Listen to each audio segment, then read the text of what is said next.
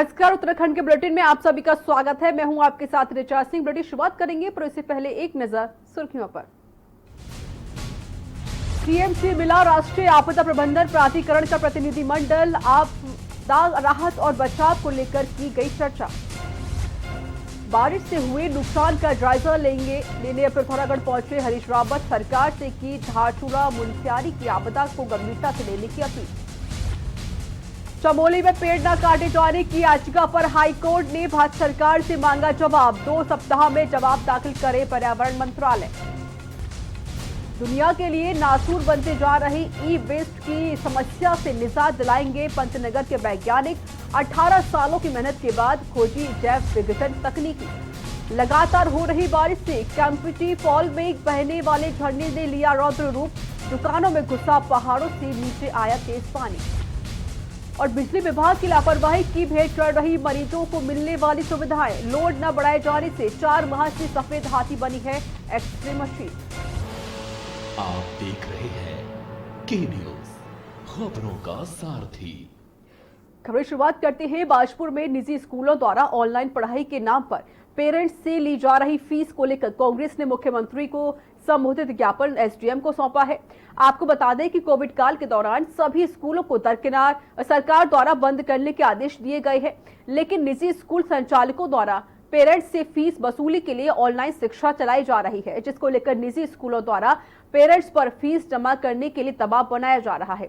Bajpur block Congress committee द्वारा Congress block अध्यक्ष अनिल सेन के नेतृत्व में मुख्यमंत्री को संबोधित ज्ञापन उप जिलाधिकारी को सौंपा गया।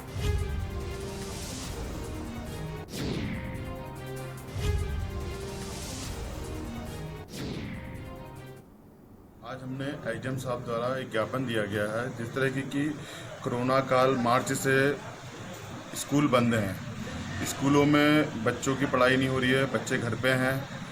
उसको देखते हुए स्कूल वाले बोल रहे हैं कि हम ऑनलाइन पढ़ाई कर रहे हैं। क्या 1 से 5 तक के बच्चे ऑनलाइन पढ़ाई कर सकते हैं, या पूरी ऑनलाइन पढ़ाई बच्चों की हो सकती है जो स्कूलों में हो सकती है? इसको देखते हुए ये लोग अब अभिभावकों को परेशान टॉर्चर करने लगे हैं कि फीस जमा करो।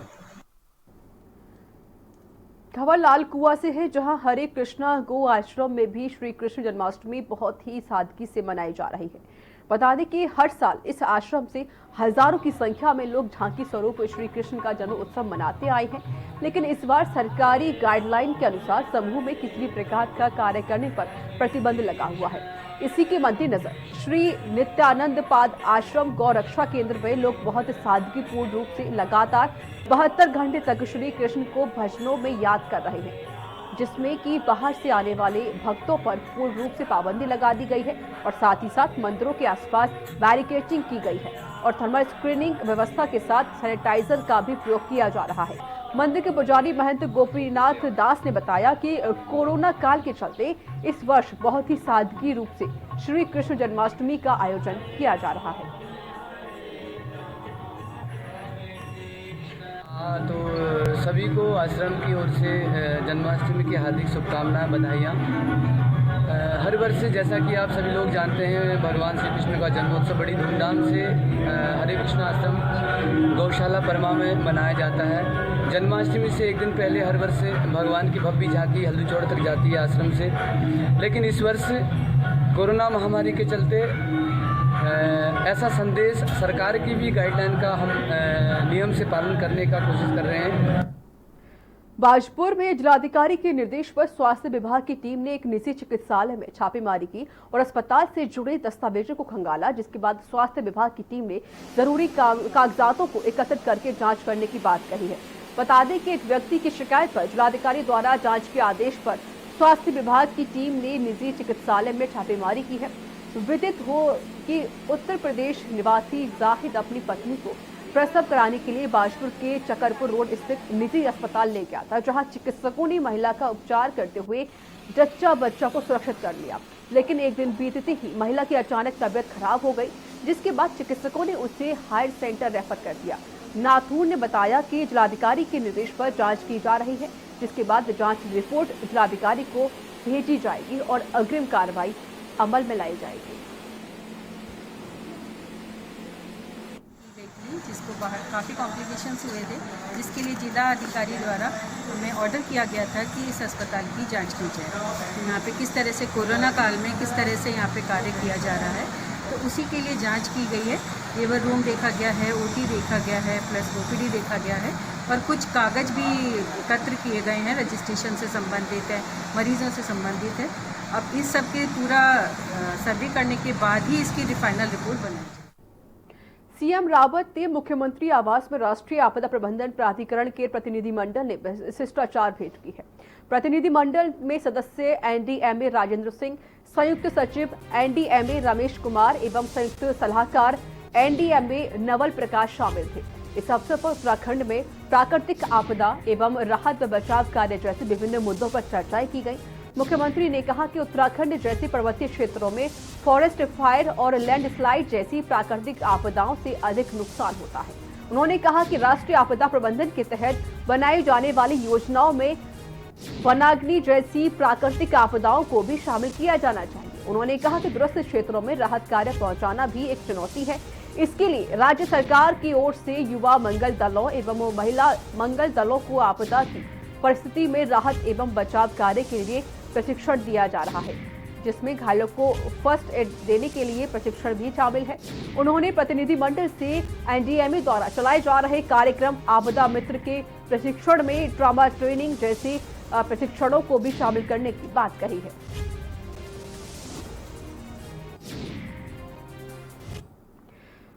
पिथौरागढ़ में लगातार भारी बारिश जारी है, जहां आज उत्तराखंड के पूर्व मुख्यमंत्री हरीश रावत पिथौरागढ़ के बांसबगड़ क्षेत्र में पहुंचे। उन्होंने बताया कि बांसबगड़ क्षेत्र में इस तरीके की आपदा आई है कि 2 गांव हमारे खेत बगाड़ व बांसबगड़ जो अगल बगल में है, उनकी खेती और मकानों को बहुत नुकसान हुआ है।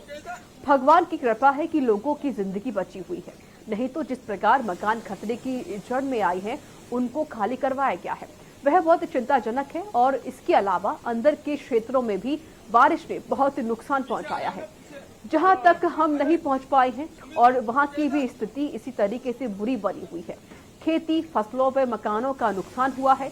कुल मिलाकर पूरी कनेक्टिविटी, जिसमें सड़क संपर्क भी सम्मिलित है, वो ध्वस्त जैसा है। बल्कि जिस सड़क से आज हम आए हैं, वो बार बार भी हमको भी सहारा लेना पड़ा। और उम्मीद करता हूं कि सरकार धारचूला मुनस्यारी क्षेत्र में आई हुई इस बड़ी आपदा को बहुत गंभीरता से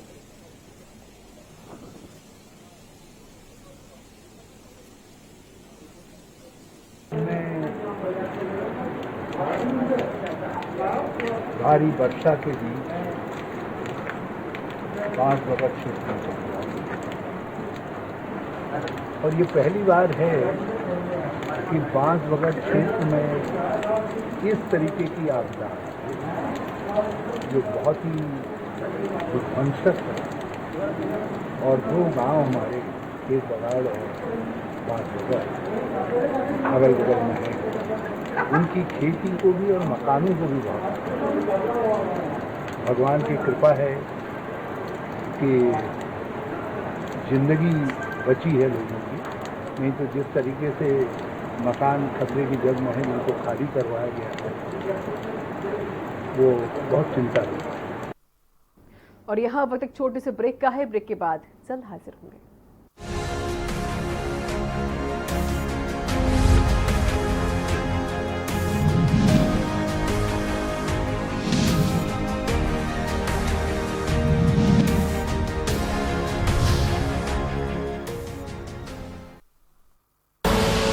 आप देख रहे हैं के न्यूज, खबरों का सारथी।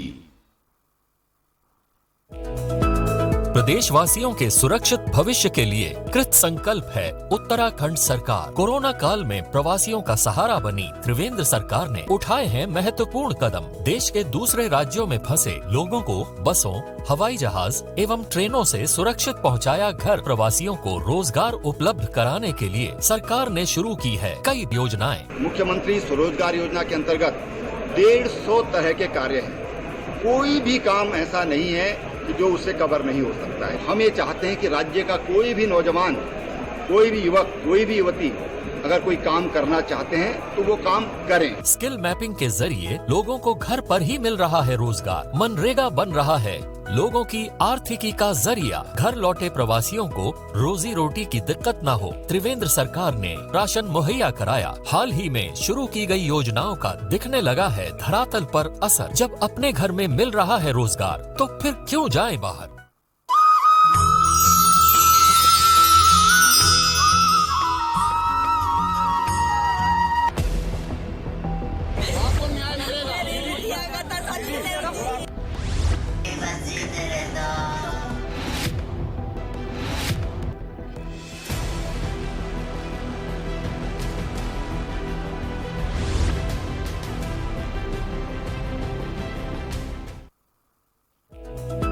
प्रदेशवासियों के सुरक्षित भविष्य के लिए कृत संकल्प है उत्तराखंड सरकार। कोरोना काल में प्रवासियों का सहारा बनी त्रिवेंद्र सरकार ने उठाए हैं महत्वपूर्ण कदम। देश के दूसरे राज्यों में फंसे लोगों को बसों, हवाई जहाज एवं ट्रेनों से सुरक्षित पहुंचाया घर। प्रवासियों को रोजगार उपलब्ध कराने के लिए सरकार ने शुरू की है कई योजनाएं। मुख्यमंत्री स्वरोजगार योजना के अंतर्गत 150 तरह के कार्य हैं। कोई भी काम ऐसा नहीं है कि जो उससे कवर नहीं हो सकता है। हम ये चाहते हैं कि राज्य का कोई भी नौजवान, कोई भी युवक, कोई भी युवती अगर कोई काम करना चाहते हैं तो वो काम करें। स्किल मैपिंग के जरिए लोगों को घर पर ही मिल रहा है रोजगार। मनरेगा बन रहा है लोगों की आर्थिकी का जरिया। घर लौटे प्रवासियों को रोजी रोटी की दिक्कत न हो, त्रिवेंद्र सरकार ने राशन मुहैया कराया। हाल ही में शुरू की गई योजनाओं का दिखने लगा है धरातल पर असर। जब अपने घर में मिल रहा है रोजगार तो फिर क्यों जाएं बाहर। आप देख रहे हैं के न्यूज, खबरों का सारथी।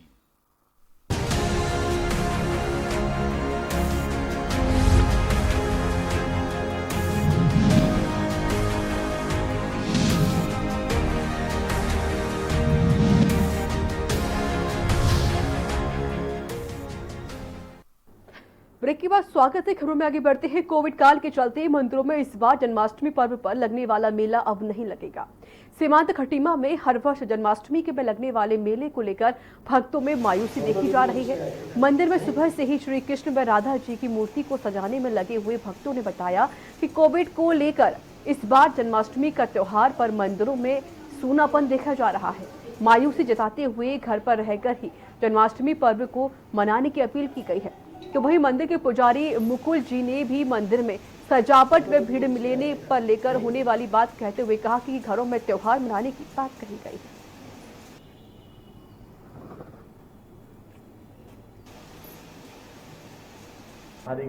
चलते इस वर्ष जो है यहाँ पे प्रोग्राम साधारण तौर से मनाया जाएगा। लोग घरों में प्रोग्राम मनाए। मंदिर में मेला लगता था, बड़ा प्रोग्राम होता था। इस वर्ष कोई प्रोग्राम नहीं हो पाएगा।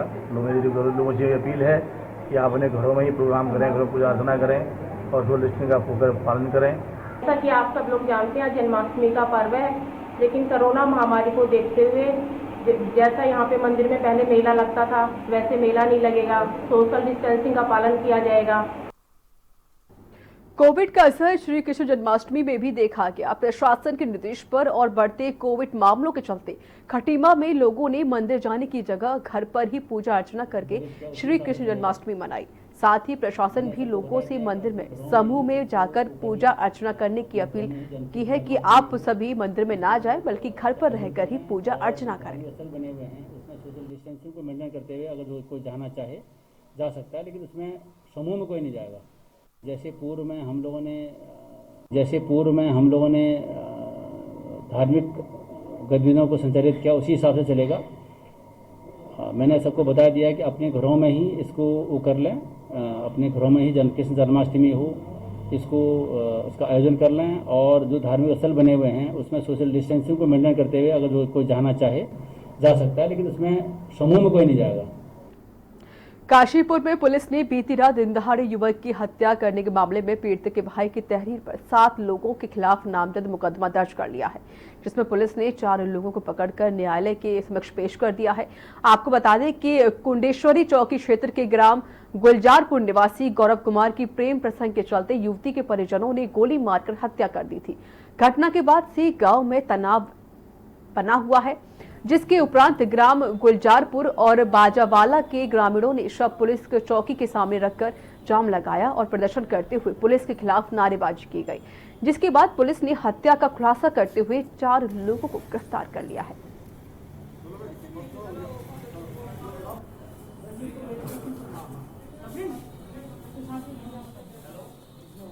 देखिए, कल 12:30 बजे सूचना मिली थी कि एक व्यक्ति ने, कुछ लोगों ने मिलकर एक गौरव नाम के व्यक्ति जो कि सेमलपुरी गांव का कुंडेश्वरी क्षेत्र का रहने वाला है, उसकी गोली मार के हत्या कर दी थी। सूचना के तुरंत बाद ही एक व्यक्ति जिसका नाम दलजीत था, वो जिस तमंचे से गोली चलाई गई थी वो तमंचा लेके खुद चौकी आ गया था और आत्मसमर्पण किया था कि मैंने उसे गोली मार दी है। उधम सिंह नगर जिले के कोविड केयर सेंटर में अव्यवस्थाओं को लेकर संक्रमित मरीजों ने स्वास्थ्य विभाग और जिला प्रशासन के खिलाफ जमकर नारेबाजी की और साथ ही प्रशासन के खिलाफ धरना प्रदर्शन भी किया गया। मामला बढ़ता देखकर जिला अधिकारियों ने मौके पर पहुंचकर जैसे तैसे मामले को शांत कराया। बता दें कि पंतनगर कृष्ण विश्वविद्यालय में बनाए गए कोविड-19 केयर सेंटर में भर्ती किए गए संक्रमित मरीजों ने हॉस्टल से बाहर निकलकर अव्यवस्थाओं को लेकर जमकर हंगामा काटा। इस दौरान संक्रमित मरीज धरने पर भी बैठ गए। बाद में अधिकारियों के आश्वासन पर संक्रमित मरीज धरने से उठ गए। जिला प्रशासन द्वारा पंतनगर के तमाम छात्रावास को कोविड केयर सेंटर बनाया गया है और कल रुद्रपुर के ट्रांजिट कैंप क्षेत्र से कोरोना संक्रमित आए 100 से अधिक मरीजों को पंतनगर विश्वेश्वरैया भवन में भर्ती किया गया था, लेकिन केयर सेंटर पर अव्यवस्थाओं से नाराज लोगों ने प्रशासन के खिलाफ मोर्चा खोल दिया।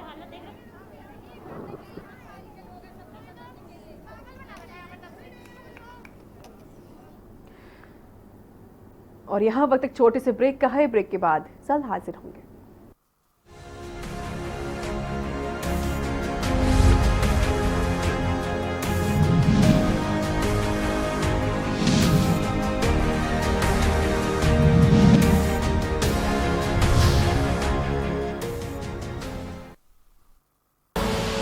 आप देख रहे हैं के न्यूज, खबरों का सारथी।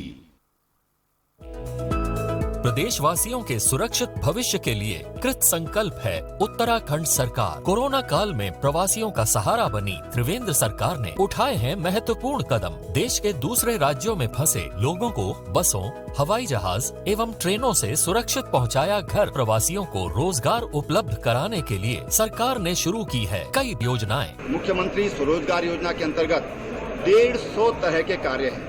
कोई भी काम ऐसा नहीं है कि जो उससे कवर नहीं हो सकता है। हम ये चाहते हैं कि राज्य का कोई भी नौजवान, कोई भी युवक, कोई भी युवती अगर कोई काम करना चाहते हैं तो वो काम करें। स्किल मैपिंग के जरिए लोगों को घर पर ही मिल रहा है रोजगार। मनरेगा बन रहा है लोगों की आर्थिकी का जरिया। घर लौटे प्रवासियों को रोजी रोटी की दिक्कत न हो, त्रिवेंद्र सरकार ने राशन मुहैया कराया। हाल ही में शुरू की गई योजनाओं का दिखने लगा है धरातल पर असर। जब अपने घर में मिल रहा है रोजगार तो फिर क्यों जाएं बाहर। हम, आप सब अब नहीं तो कब, 9 बज जाए तब। बहुत हुई राजनीति की माया, हम बताएंगे कि आपके हिस्से में क्या आया। फिक्र आपकी, सोमवार से शुक्रवार रात 9 बजे TV9 भारतवर्ष। अब तो सब देख रहे हैं।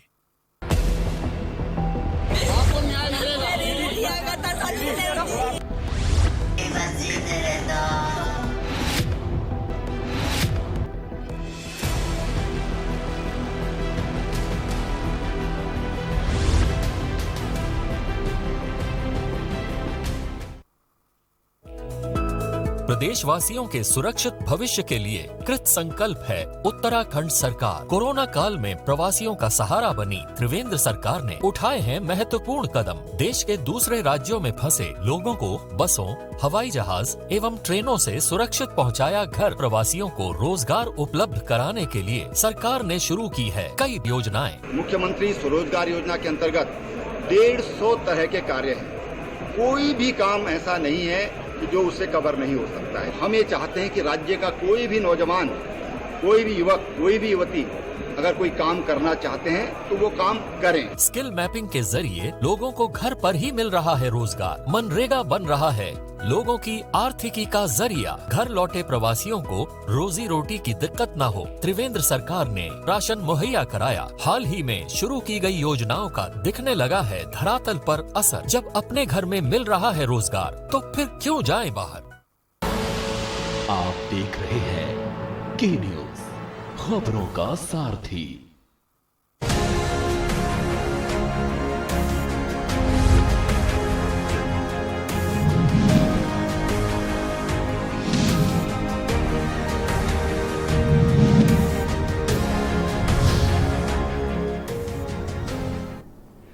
ब्रेक के बाद स्वागत है। खबरों में आगे बढ़ते हैं। लालकुआं तहसील में कई समय से तहसीलदार नहीं होने से लोगों को भारी दिक्कतों का सामना करना पड़ रहा था।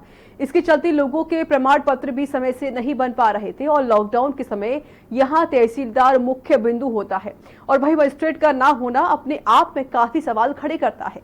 इसी के मद्देनजर तहसील लालकुआं में आखिरकार एक फुल प्लस महिला तहसीलदार की नियुक्ति कर दी गई है। उन्होंने अपना चार्ज संभालने के साथ ही अपना काम भी शुरू कर दिया, पर एक महिला तहसीलदार के रूप में 3 तहसीलों का और अतिरिक्त कार्य डाला गया।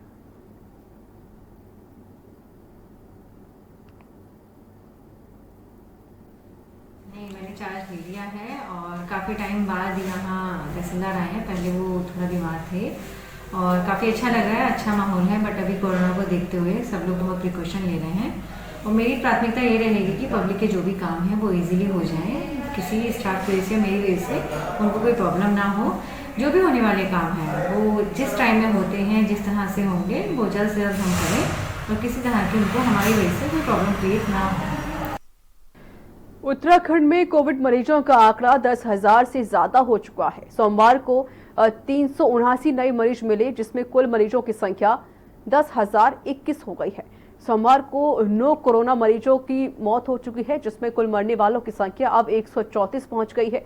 स्वास्थ्य बुलेटिन के अनुसार हरिद्वार में 178, यूएस नगर में 110, देहरादून में 41, नैनीताल में 25, अल्मोड़ा में 6, चमोली में 6, चंपावत में 3, पिथौरागढ़ में 10, रुद्रप्रयाग में 1 और टिहरी में 7 और उत्तरकाशी के 2 मरीजों में कोविड वायरस की पुष्टि हुई है।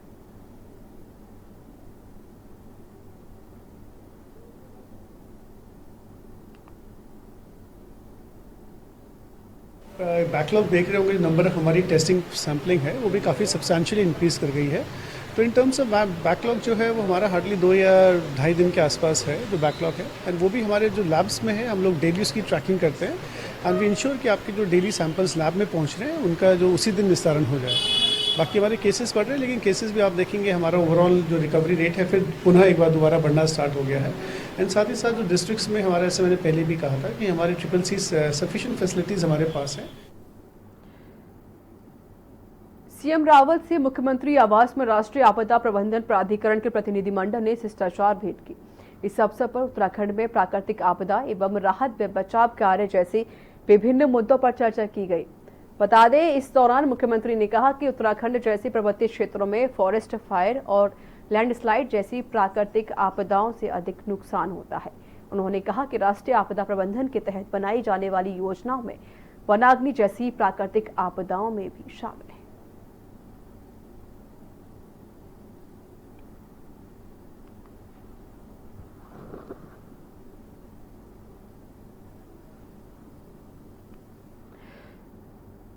कृष्ण जन्माष्टमी को बड़े हर्ष व उल्लास के साथ मनाया जा रहा है। कोविड महामारी के चलते इस वर्ष कृष्ण जन्माष्टमी को अन्य वर्ष की तुलना में अलग तरीके से, शांतिपूर्ण तरीके से मनाया जा रहा है। कृष्ण भगवान को गोपाल के नाम से भी जाना जाता है। गायों को चरने के लिए चमोली जिले में गौचर मैदान प्रसिद्ध है, जिसमें गौ सदन का निर्माण किया गया है। गौ सदन में स्थानीय लोगों ने हवन किया। भगवान कृष्ण के जन्म के अवसर पर मंगल गीत भी गाए। जहां विगत वर्षों से हमें कृष्ण की झांकियां बाजारों देखने को मिलती हैं, लेकिन इस वर्ष झांकियां नहीं निकाली जा रही हैं। वहीं कर्णप्रयाग लक्ष्मी नारायण मंदिर में भी लगने वाला मेला नहीं लगाया गया।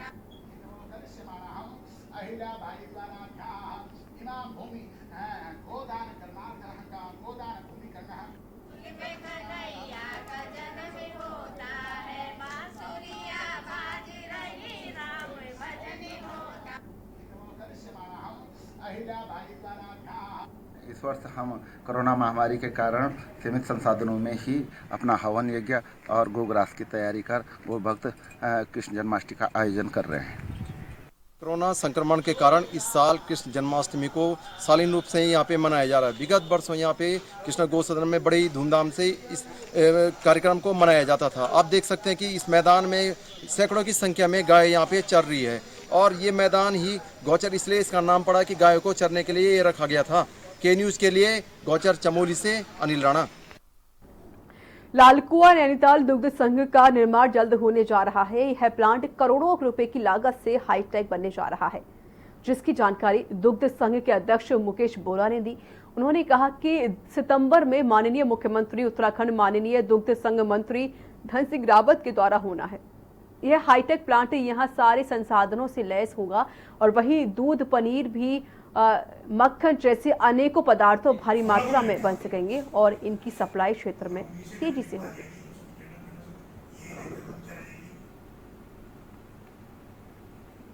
इसके प्रधानमंत्री नरेंद्र मोदी जी को धन्यवाद ज्ञापित करना चाहता हूं और साथ ही अपने प्रदेश के माननीय मुख्यमंत्री त्रिवेंद्र सिंह रावत जी और अपने सहकारिता उच्च शिक्षा मंत्री दुग्ध विकास मंत्री डॉक्टर धन सिंह रावत जी को भी धन्यवाद ज्ञापित करना चाहता हूं कि जो कल 1 लाख करोड़ का पैकेज कृषि और सहकारिता के क्षेत्र में माननीय प्रधानमंत्री जी ने देश को समर्पित किया है, उसके लिए मैं उनका कोटि-कोटि धन्यवाद करता हूं। तो इसी के साथ उत्तराखंड के बुलेटिन में इतना ही। नमस्कार।